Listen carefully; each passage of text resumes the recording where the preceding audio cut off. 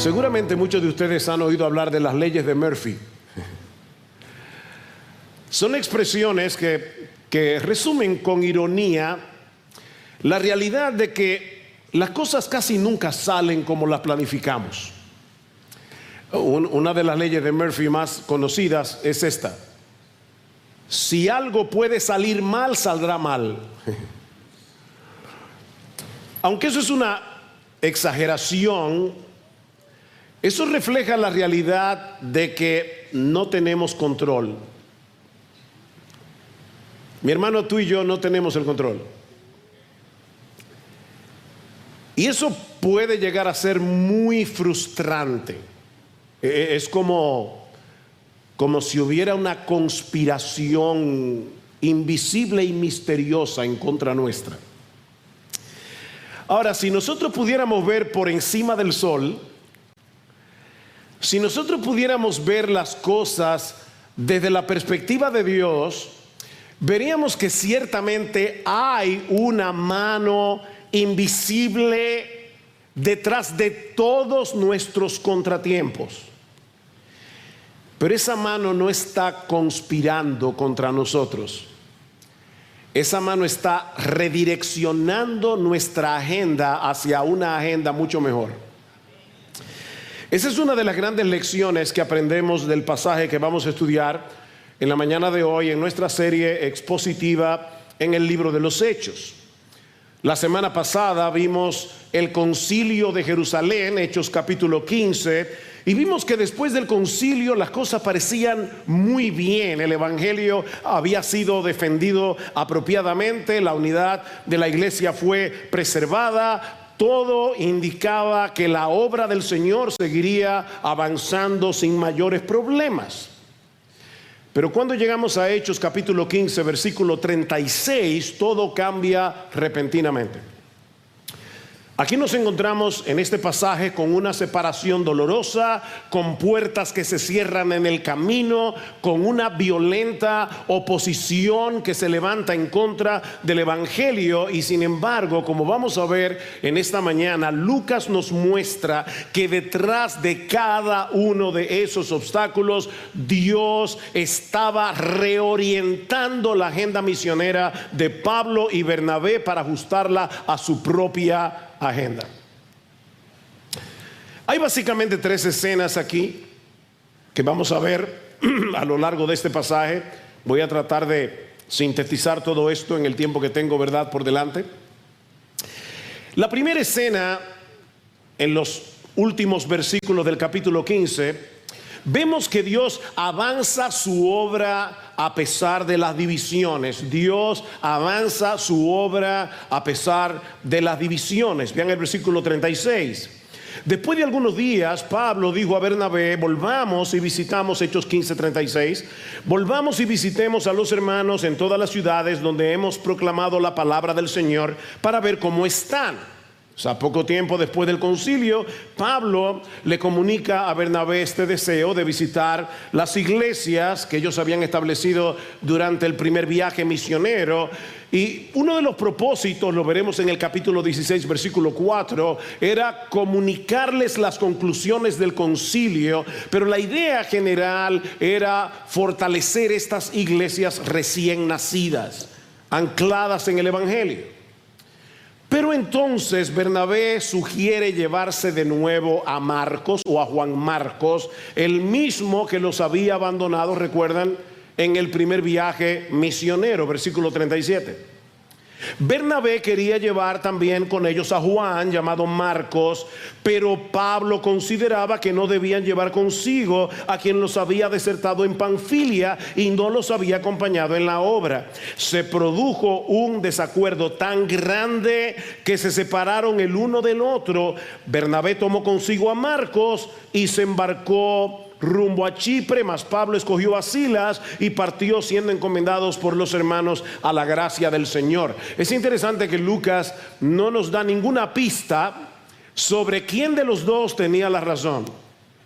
Y probablemente es porque ambos tenían parte de la razón. Desde el punto de vista de Pablo, Marcos era un joven inmaduro que aún no estaba preparado para las exigencias del campo misionero. Desde el punto de vista de Bernabé, Dios podía restaurarlo a pesar de su fracaso anterior. Ven, los dos tenían algo de razón. Como veremos en un momento, el Señor usó esta separación para extender aún más la obra misionera. Sin embargo, yo no quiero pasar por alto, mis hermanos, esta nota pastoral. El hecho de que nosotros veamos en las Escrituras a hombres como Pablo y Bernabé teniendo un desacuerdo tan grande y no pudiendo seguir operando juntos, no significa que las divisiones entre cristianos sea una bendición o algo deseable. El hecho de que Dios sea capaz de obrar incluso a través de los conflictos no convierte los conflictos en algo bueno. Así que, mi hermano, no uses la providencia de Dios como pretexto para encubrir nuestra obstinación muchas veces en medio de un conflicto, o para justificar divisiones. La división es una maldición en la iglesia del Señor. Y Pablo nos manda en Efesios capítulo 4 que nosotros hagamos todo lo posible por preservar la unidad en el cuerpo de Cristo. Mis hermanos, el Señor nos manda a trabajar con humildad, a trabajar con paciencia, a trabajar con amor para restaurar la unidad entre hermanos.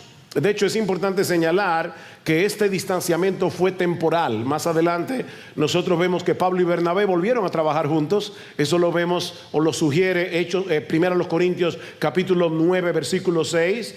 Pablo también terminaría reconociendo a Marcos como un compañero útil para el ministerio, e incluso el Señor lo usaría para ser uno de sus biógrafos. No se olviden que el segundo evangelio es el de Marcos. Así que Dios, ciertamente, como pensaba Bernabé, es un Dios de segundas oportunidades. Pero por ahora el equipo misionero se separa, lo que nos recuerda que los mejores hombres siguen siendo hombres.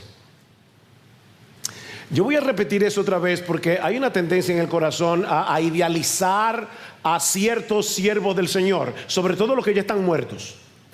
Los mejores hombres siguen siendo hombres, instrumentos débiles que Dios usa con poder para la expansión de su reino. Mis hermanos, el único hombre perfecto, el único que no se equivoca, el único que nunca te va a defraudar es el Señor Jesucristo. Y yo tengo la convicción de que mucha gente vive saltando de iglesia en iglesia porque no entiende eso. Se convierten en lo que yo he llamado fugitivos eclesiásticos. Viven huyendo de una iglesia a otra. Tienen un problema aquí y se van a otra. Y tienen un problema allá y se van a otra.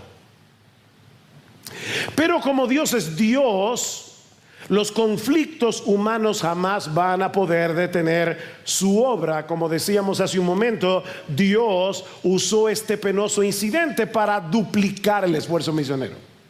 Ahora, en vez de un equipo tenemos dos: Bernabé y Marcos por un lado, Pablo y Silas por el otro. Vean el versículo 41, hablando ahora de Pablo y Silas, que fueron encomendados por los hermanos a la gracia del Señor.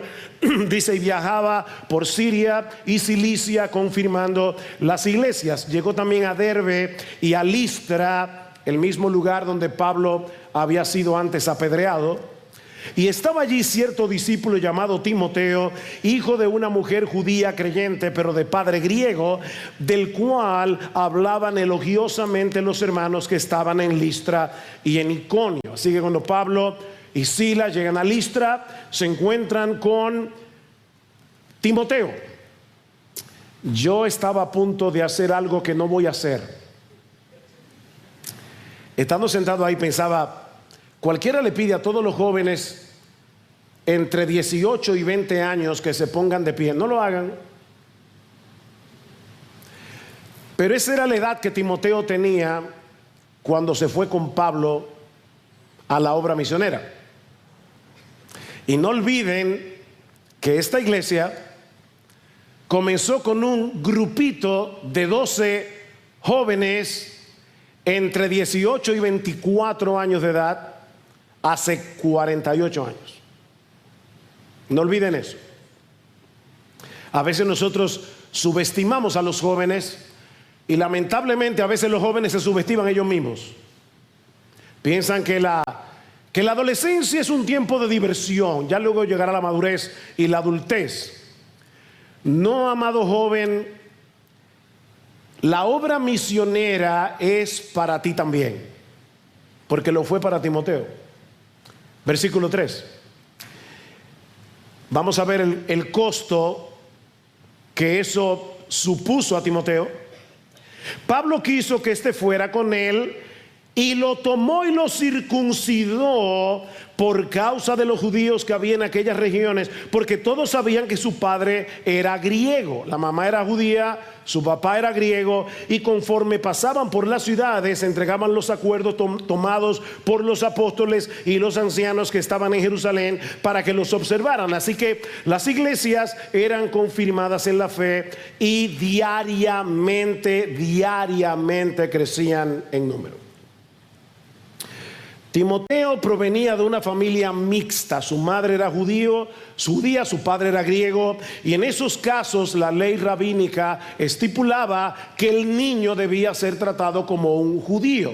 Así que si Timoteo no era circuncidado, podía ser una gran piedra de tropiezo cuando ellos se estuvieran moviendo dentro de un contexto judío. Noten que en el versículo 3 dice que Timoteo fue circuncidado por causa de los judíos de aquellas regiones. Ahora, jóvenes, otra vez, por favor, pónganse en el lugar de Timoteo. Este era un rito sumamente doloroso para un adulto y sin anestesia.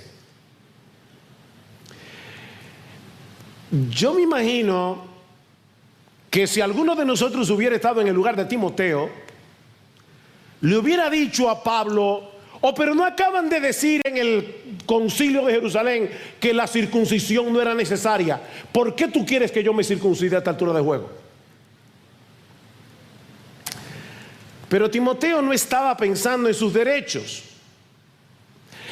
Timoteo estaba pensando en cómo podía ser más útil en el reino. Jóvenes, voy a seguir hablándoles a ustedes en la mañana de hoy. La pregunta que debemos hacernos constantemente no es: pero ¿y qué tanto es que yo tengo que dejar? La pregunta es: ¿qué más yo puedo hacer o sacrificar para que otros vean a Cristo más claramente en mí? Piénsalo. Tal vez en tu caso puede ser dejar de ir a ciertos lugares, dejar de estar tanto tiempo en las redes. Yo no sé, pero pídele al Señor que te muestre qué significa esto para ti.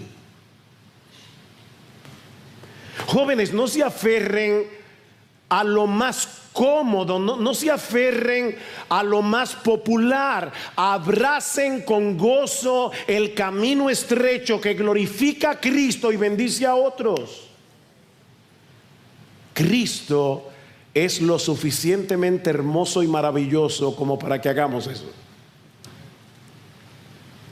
Estén dispuestos a salir de su zona de comodidad si con eso están construyendo puentes para el evangelio. Timoteo se entregó a la obra misionera siendo muy joven y su nombre quedó unido al nombre de Pablo para siempre, porque estuvo dispuesto a seguir a Jesucristo con todo lo que eso implica. La pregunta es: joven, ¿estás tú dispuesto? ¿Te has preguntado si acaso Dios quiere, obviamente con la dirección de tus pastores, con el testimonio de la iglesia? ¿Alguna vez tú te has preguntado si tal vez lo que Dios quiere para ti es que tú no estudies una carrera, o que tal vez sí estudies una carrera y después te vayas a un seminario a prepararte mejor para servir en la obra del Señor? Yo no estoy diciendo que todo joven piadoso debe hacer eso. La pregunta es si tú te lo has preguntado.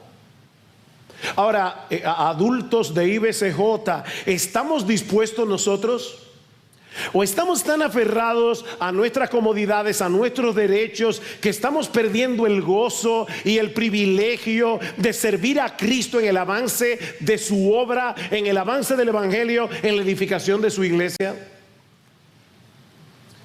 Mis hermanos, esto no es historia antigua. Esta es la palabra de Dios para ti y para mí. Hoy, aquí, ahora. Pero también vemos en este pasaje que Dios dirige el avance de su obra conforme a sus propósitos soberanos. Dios dirige el avance de su obra conforme a sus propósitos soberanos. Después de añadir a Timoteo al equipo, uno pudiera, ¿verdad?, esperar que ahora sí que es verdad que la obra va a comenzar a avanzar viento en popa. Pero en vez de eso, lo que encontramos en el pasaje es una serie de obstáculos. Vean el versículo 6. Pasaron por la región de Frigia y Galacia, y habiendo sido impedidos por el Espíritu Santo de hablar la palabra, habiendo sido impedidos, por el Espíritu Santo para hablar la palabra en Asia.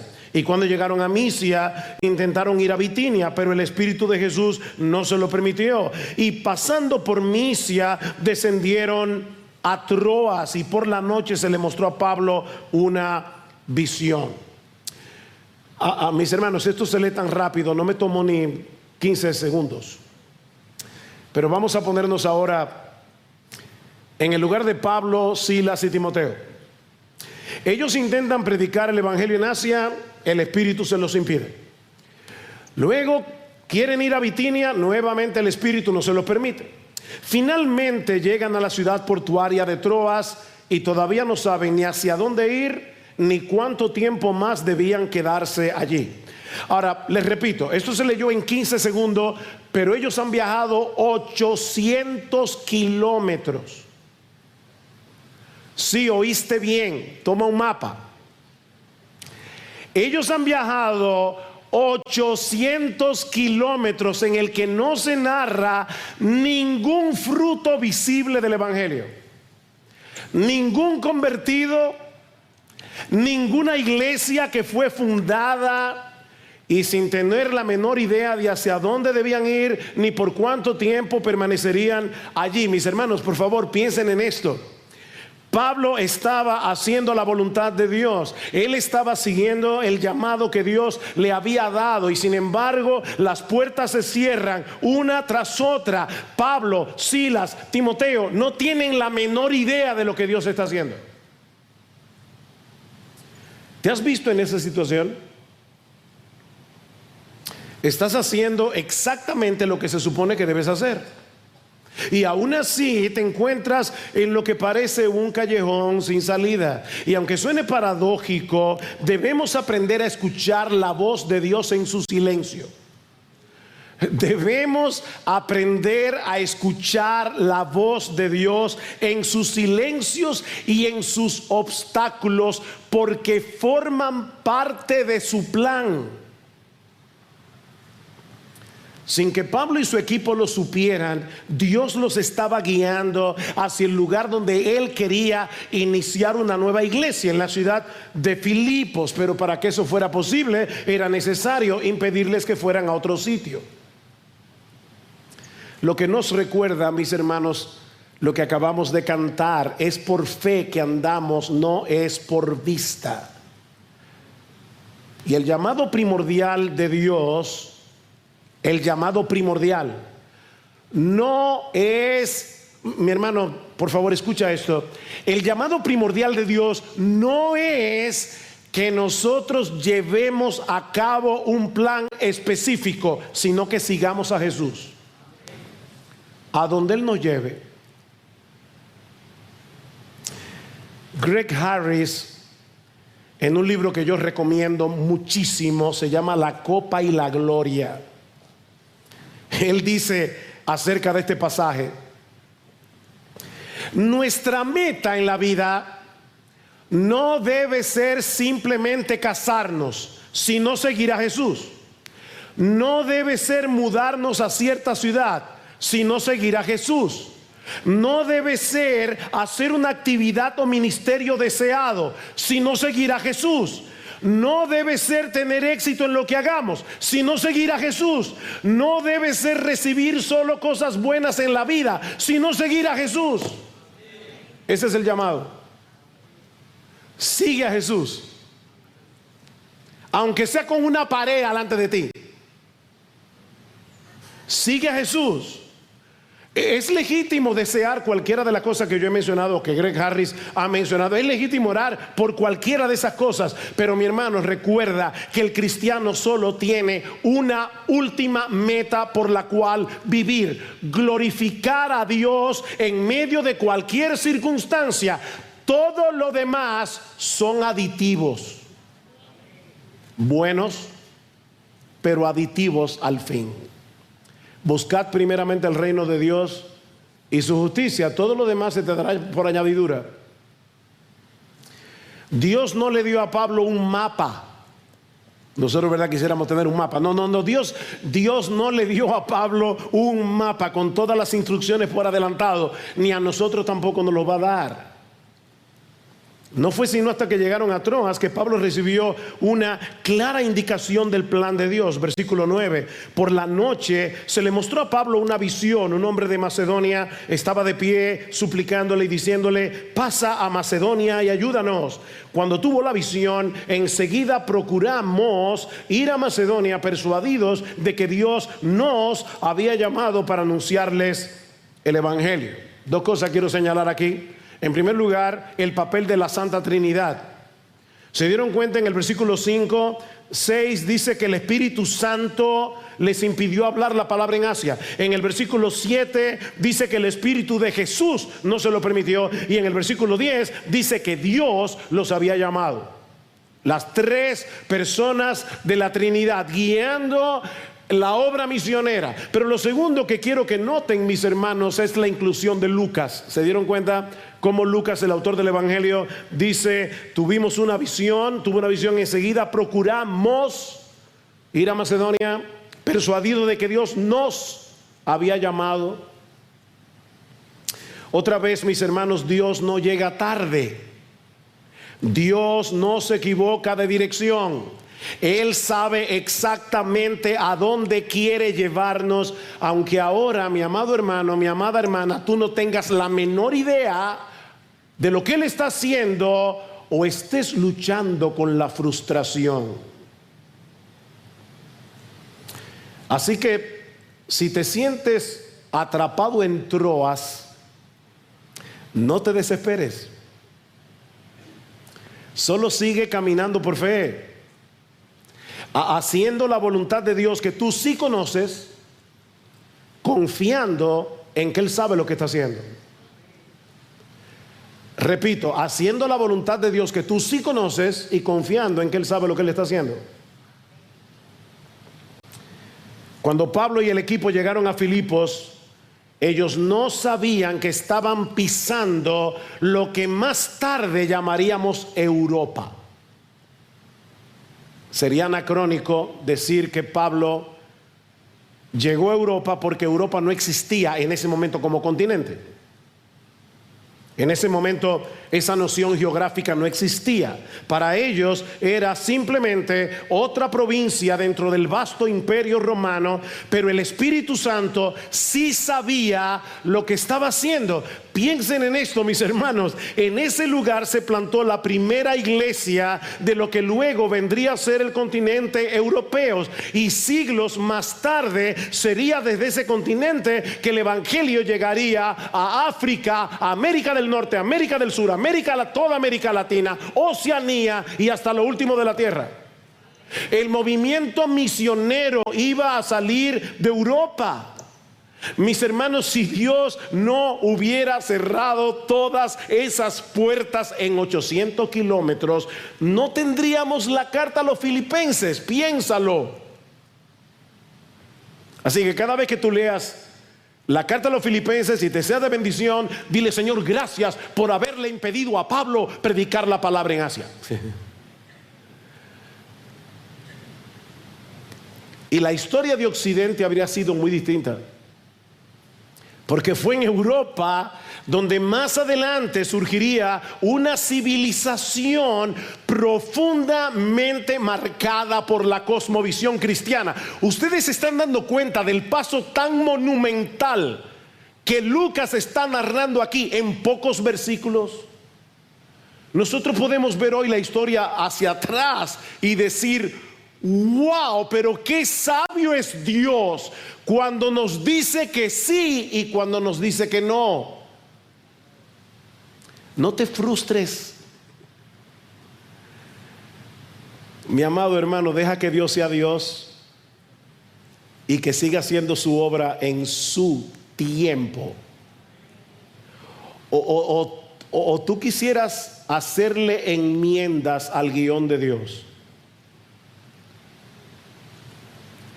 Mira, si tú pudieras tomar los decretos divinos y decir: voy a tachar esto aquí. ¿Ustedes se acuerdan de la serie Back to the Future?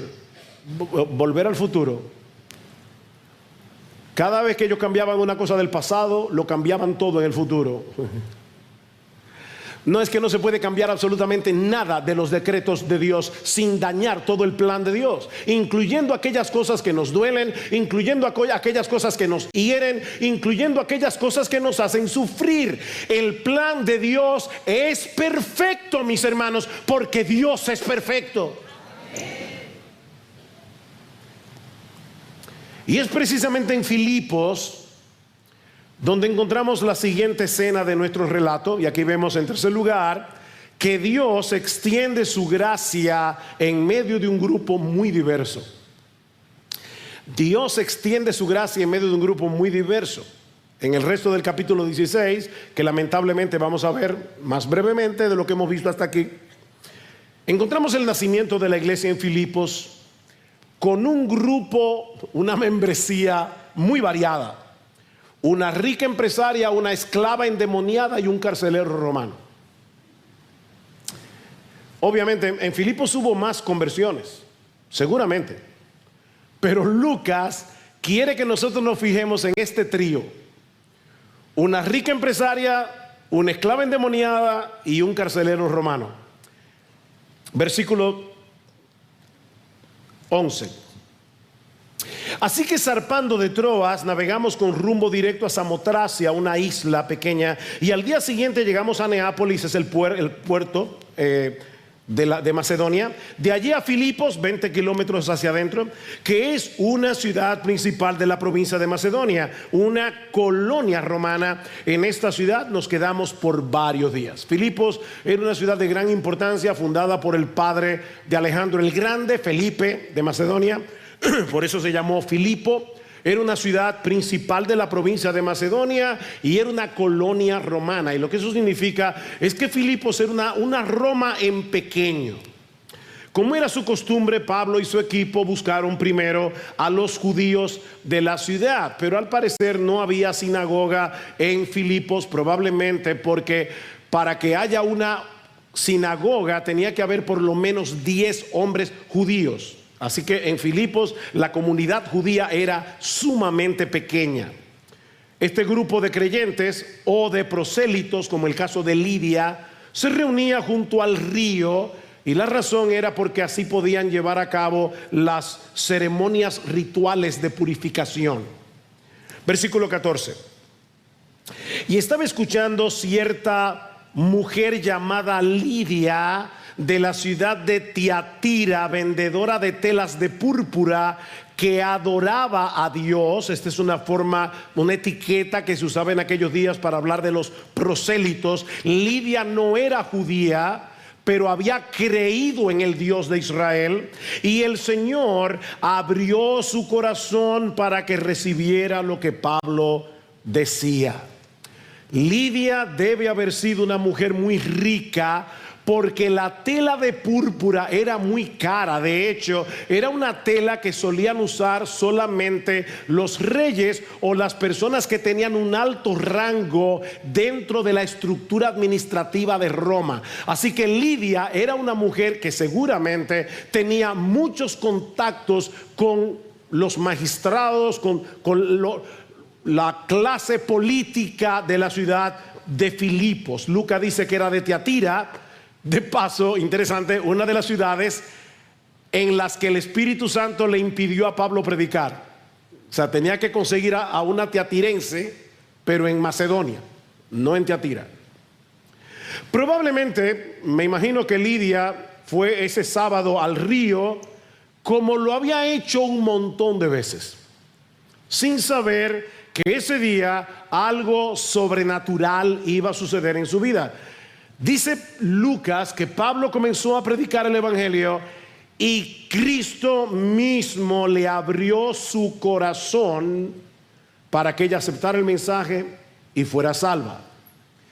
Mis hermanos, la salvación es del Señor, solo del Señor. Por eso es que solo Él merece la gloria por cada pecador que se convierte. Fíjense, fue Lidia la que recibió el evangelio, pero recibió el evangelio porque Cristo previamente había abierto su corazón. Y de nuevo, la soberanía de Dios, la responsabilidad humana. Fue Pablo el que le predicó el evangelio, pero fue Cristo el que la salvó. ¿Se dan cuenta? Es ella la que recibe el evangelio, pero porque ya Cristo había abierto previamente su corazón. Es Pablo el que le predica, pero es Cristo el que cambia su corazón de piedra en un corazón de carne. Mi amado hermano, si tú estás sentado hoy aquí en esta mañana adorando a Jesucristo, es por la única razón, no de que tú eras más inteligente que otros pecadores que escucharon el mismo evangelio y no se convirtieron, es porque Cristo mismo vino y te hizo una cirugía de corazón abierto. Mientras tú escuchabas el evangelio, Él tomó tu corazón de piedra y lo cambió por un corazón de carne. La salvación es del Señor. El texto de 2 Corintios capítulo 4 versículo 6, Pablo dice que entre los que se pierden el evangelio está encubierto porque el diablo les ciega los ojos para que no vean la gloria del Señor en el evangelio. Pero Dios, que mandó que de las tinieblas resplandeciese la luz, es el que resplandeció en nuestros corazones para conocimiento de la gloria de Dios en la faz de Jesucristo. ¿Tú entiendes eso, mi hermano? Cuando tú estabas escuchando la palabra de Dios, Cristo mismo vino y te abrió el entendimiento, para que vieras tu pecado y vieras su hermosura. Ya convertida al Señor, ¿qué hace Lidia? Invitar a los misioneros a su casa, muy probablemente para que le predicara el evangelio a su familia. Versículo 15. Y cuando ella y su familia se bautizaron, nos rogó diciendo: si juzgáis que soy fiel al Señor, venid a mi casa y quedaos en ella. Y nos persuadió a ir. Mis hermanos, a veces nosotros enfatizamos demasiado la parte individual de la salvación. A Dios le interesan las familias y le agrada ver familias convertidas a Él y adorando juntos al Señor. Dice que todos se bautizaron y debemos suponer que todos eran personas capaces de entender el evangelio y creer.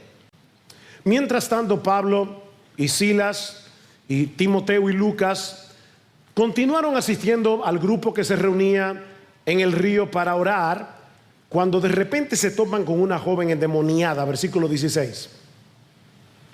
Y sucedió que mientras íbamos al lugar de la oración, nos salió al encuentro una muchacha esclava que tenía espíritu de adivinación o de pitón. Era una pitonisa, la cual daba grandes ganancias a sus amos adivinando. Esta, siguiendo a Pablo y a nosotros, gritaba diciendo: estos hombres son siervos del Dios Altísimo, quienes os proclaman el camino de la salvación. Y esto lo hacía por muchos días. Mas desagradando esto a Pablo, se volvió y dijo al espíritu: te ordeno en el nombre de Jesucristo que salgas de ella. Y salió en aquel mismo momento. Déjenme hacerles una pregunta.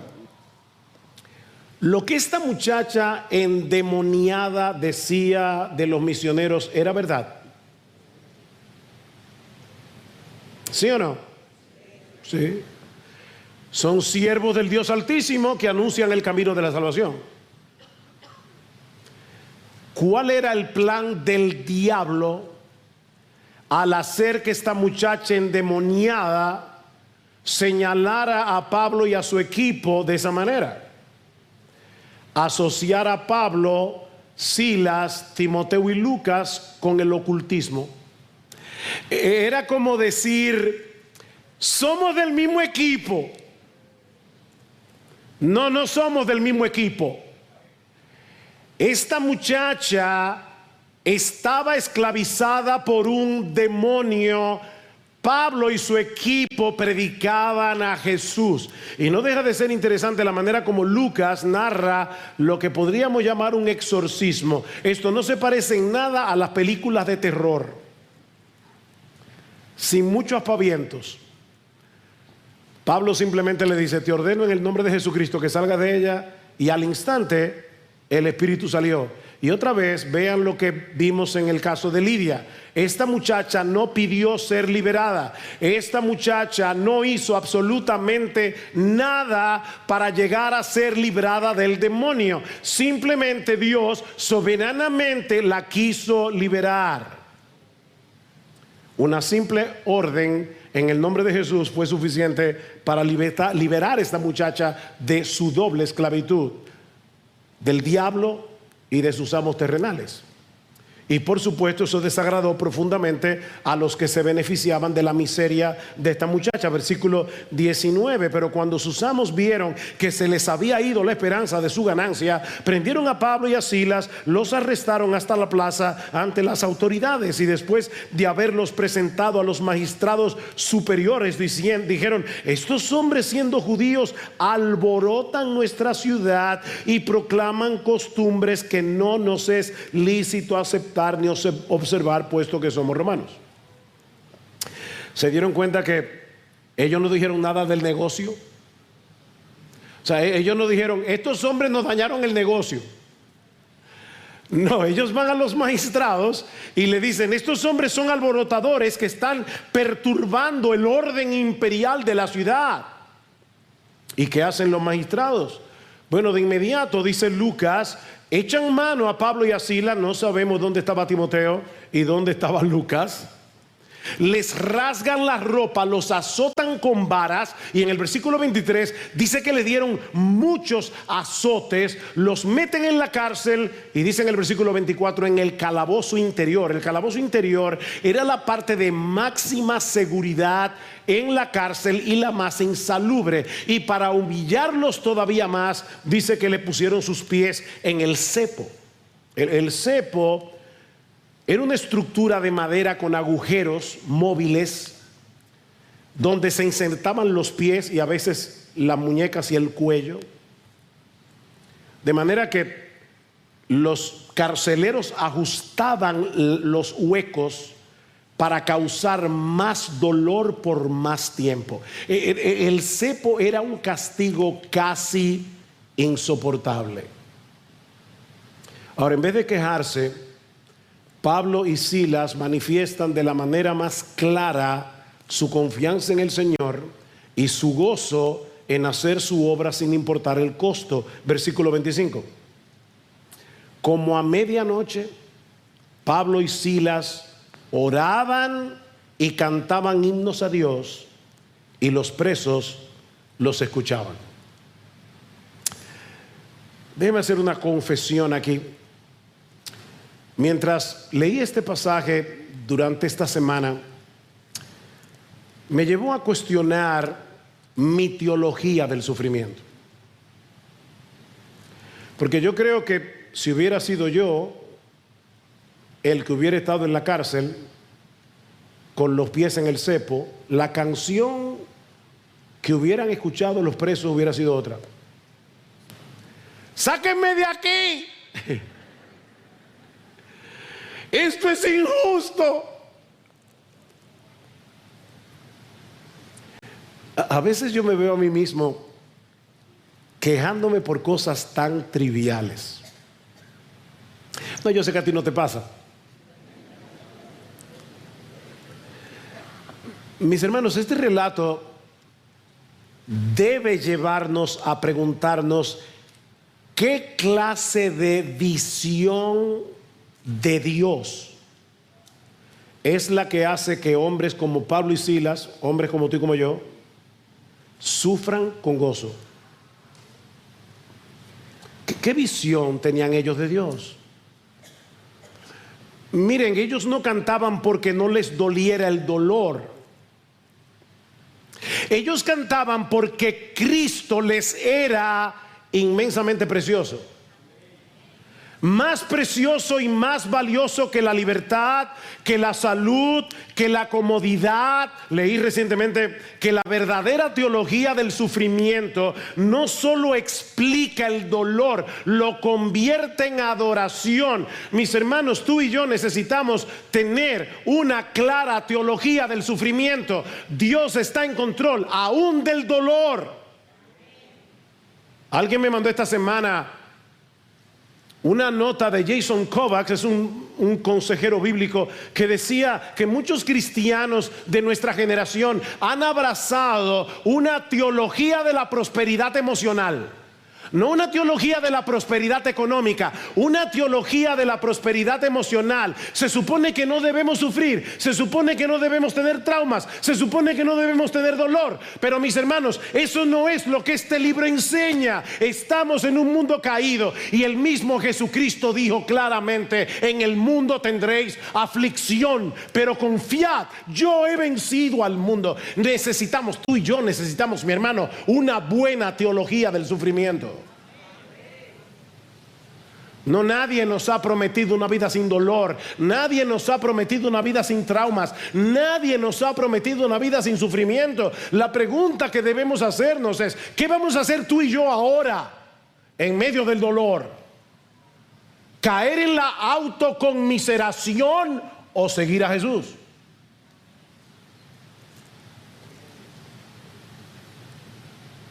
Mientras Pablo y Silas cantaban, los presos los escuchaban.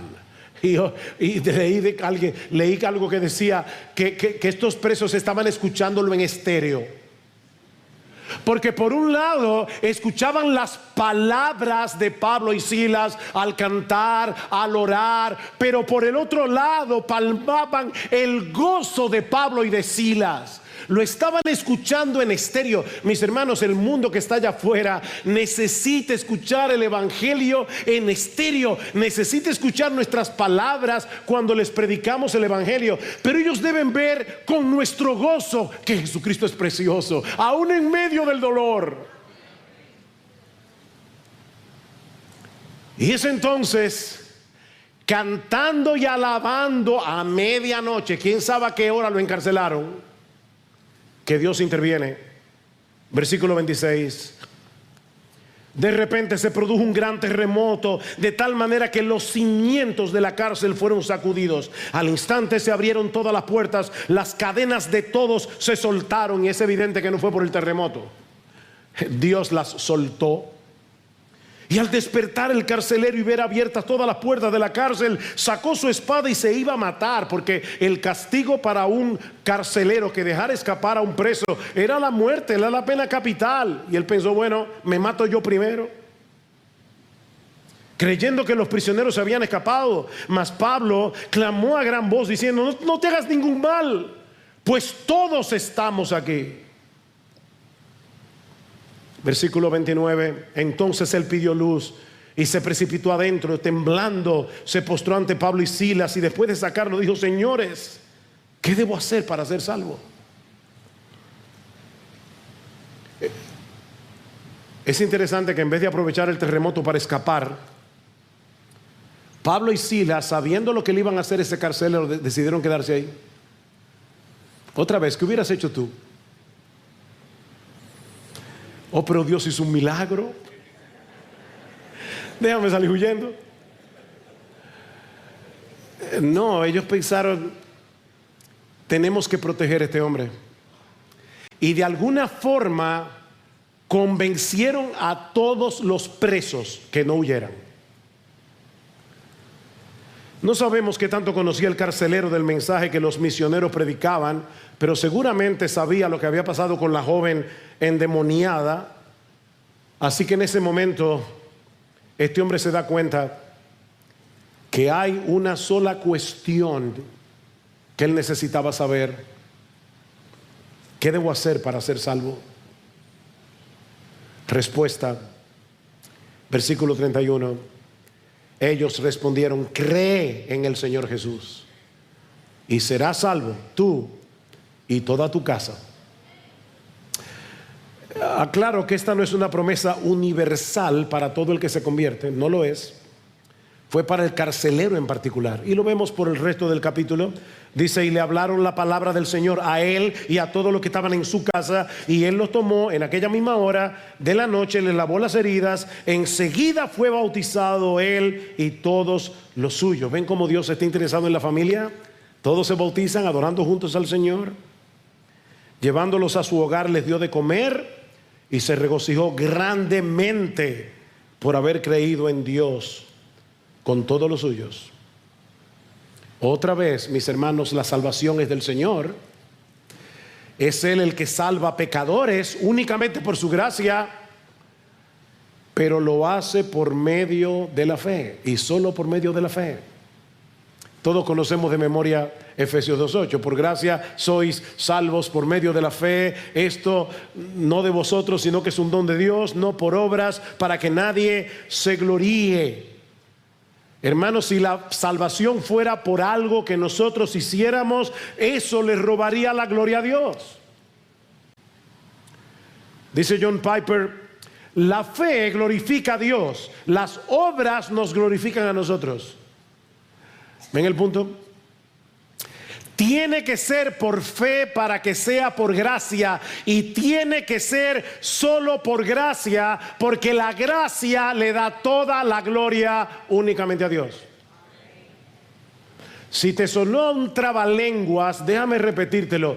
Tiene que ser por fe para que sea por gracia, porque la fe es el único acto del hombre que no es una obra. Tiene que ser por fe para que sea por gracia, y tiene que ser solo por gracia para que Dios se lleve toda la gloria. En Efesios 1:5 Pablo dice que Dios nos predestinó para ser adoptados hijos suyos por medio de Jesucristo, según el puro afecto de su voluntad. En otras palabras, no intervino en esa predestinación, no intervino absolutamente nada que se mezclara con la sola voluntad de Dios. Fue el puro, algo puro no está mezclado, fue el puro afecto. No fue que él vio que tú ibas a creer. No, tú no ibas a creer a menos que Dios abriera tu corazón y te diera la fe como un regalo. Fue por el puro afecto de su voluntad. Y ahora escucha: para alabanza de la gloria de su gracia. ¿Por qué tiene que ser así? Para que ni tú ni yo nos llevemos gloria. De hecho, fue de eso que Dios nos rescató, de ser ladrones de gloria. Es por fe para que sea por gracia, y es por gracia porque de esa manera solo Dios se lleva la gloria. Mis hermanos, Dios diseñó de tal manera el plan de salvación que no queda ni un espacio pequeñito para el orgullo humano. Ninguna jactancia, ningún aplauso para nosotros, solo asombro y adoración ante la gloria de su gracia. Por esa gracia el carcelero fue transformado junto a toda su familia. Todos se bautizaron. Ahora Pablo y Silas no eran sus prisioneros, eran sus hermanos en Cristo. Curaron sus heridas, le dieron de comer. Esa familia se unió al gozo que Pablo y Silas manifestaron en prisión en medio de su dolor. Lo vieron en el versículo 34, dice que se regocijó grandemente por haber creído. Y es entonces cuando Pablo, en el momento en que los magistrados quieren liberarlos sin juicio, que Pablo saca a colación su ciudadanía romana. Versículo 35: cuando se hizo de día, los magistrados superiores enviaron a sus oficiales diciendo: suelta a esos hombres. El carcelero comunicó a Pablo estas palabras diciendo: los magistrados superiores han dado orden de que se os suelte, así que salid ahora e id en paz. Mas Pablo le dijo: aunque somos ciudadanos romanos, nos han azotado públicamente sin hacernos juicio, nos han echado a la cárcel y ahora nos sueltan en secreto. De ninguna manera, que vengan ellos mismos a sacarnos. Y los oficiales informaron esto a los magistrados superiores, y al saber que eran romanos tuvieron temor. Ahora son los magistrados que están en problemas. Hacerle eso a un ciudadano romano era un delito sumamente grave. Ahora, ¿por qué Pablo no sacó la ciudadanía romana antes?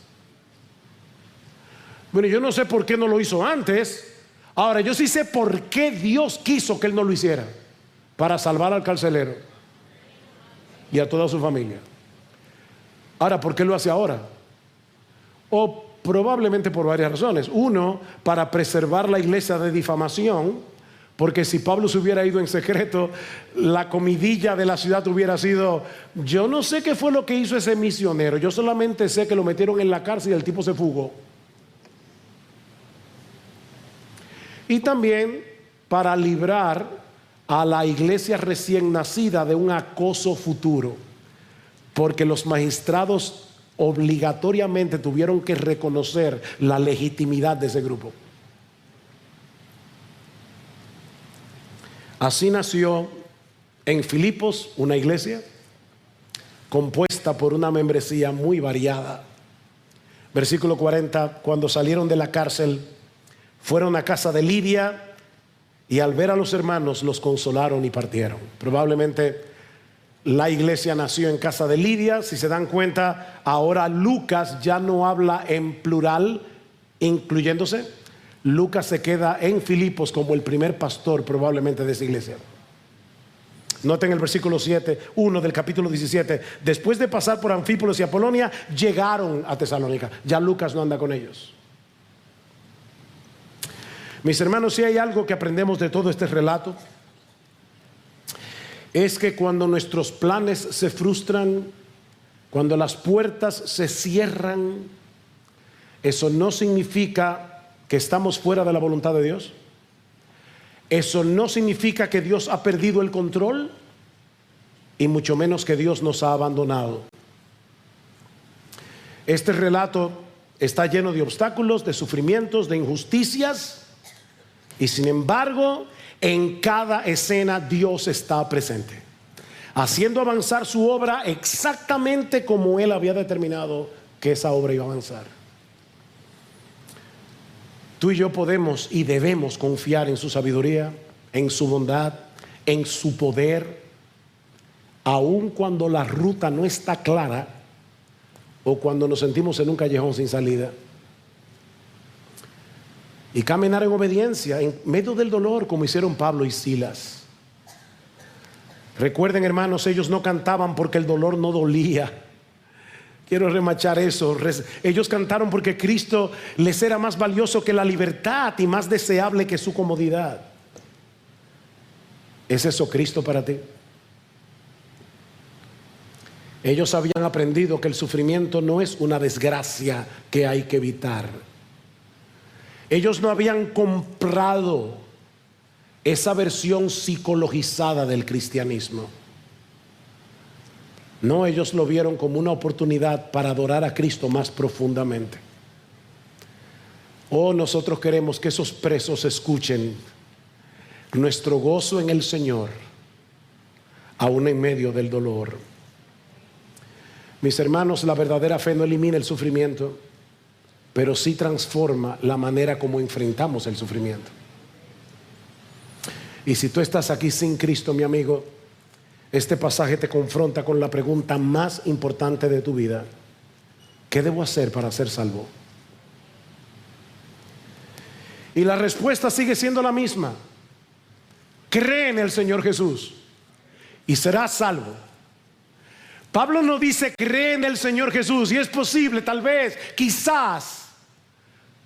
No. Cree en el Señor Jesucristo, cree en el Señor, serás salvo aquí, ahora, en este instante, porque Dios lo ha prometido. Mi amigo, la salvación no se recibe por méritos humanos, no se recibe por rituales religiosos, es por medio de la fe y solo por medio de la fe. ¿Y sabes lo que significa creer? Que debes confiar en Cristo únicamente, confiar en que solo Él puede perdonarte de todos tus pecados, confiar en que solo Él puede reconciliarte con Dios, confiar en que solo Él puede darte una vida abundante, una vida que vale la pena ser vivida, el que solo Él puede darte una esperanza que nunca te defraudará. Solo Cristo, nadie más. Oh, mi amigo, no sigas postergando tu necesidad más urgente. Ven a Cristo hoy, cree en Él.